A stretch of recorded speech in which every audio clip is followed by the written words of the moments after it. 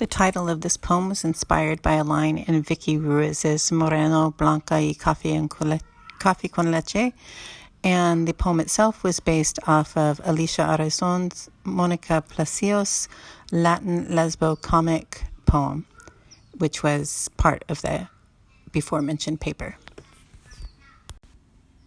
The situational nature of racial constructs. Born at Oxnard Community Hospital, adopted at birth by the Davises, white states the checkbox, the hazel-eyed daughter of green-eyed mom, blue-eyed dad, my brother, blue-eyed and blonde. In the summer I was chocolate. They admired my ability to tan like it was a hard-earned skill. When my beloved parents died, I discovered my DNA, Yaqui and Danish. Solis a man, Mendoza an angel. I am proud to be Chicana by blood, aware of my white privilege. Now I'm going to Oxnard College, and my life is happening. The taunting of boys acting like girls also went the other way. I was taunted for looking like a boy and acting like a boy because I was athletic.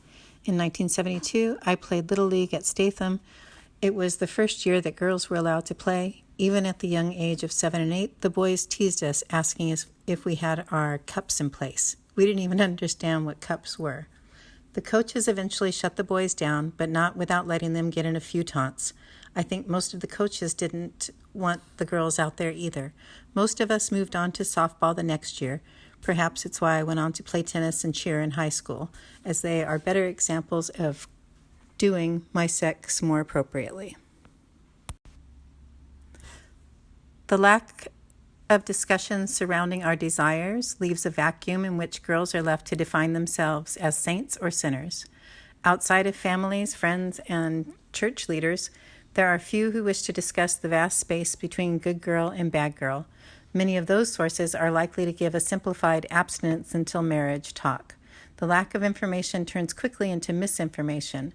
When I found myself pregnant and without a husband at the age of 20, my father accusingly said, "I thought you had this taken care of." He was referring to birth control.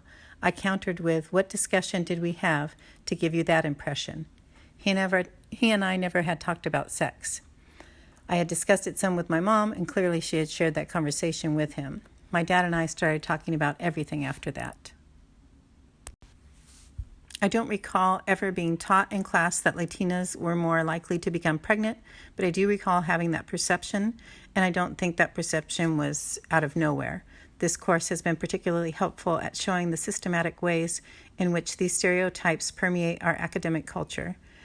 More importantly, I can more clearly see the utility in perpetuating misinformation and why institutions are slow to improve.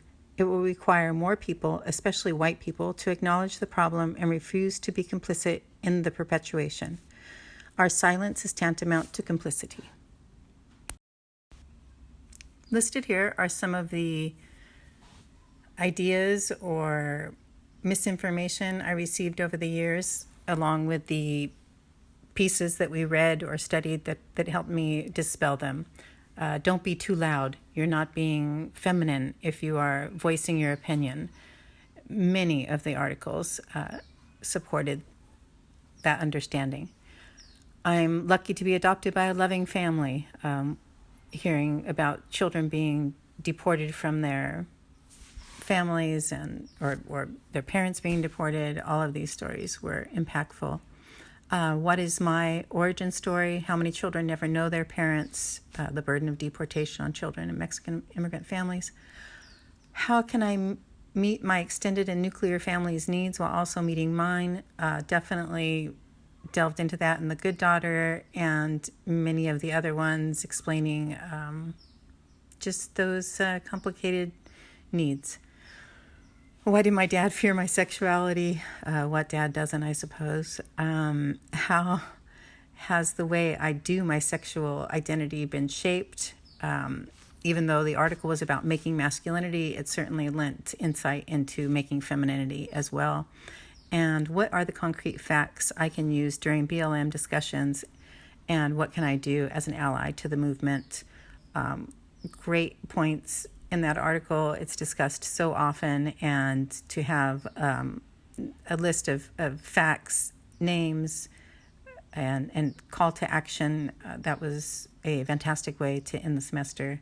And thank you for a great learning experience.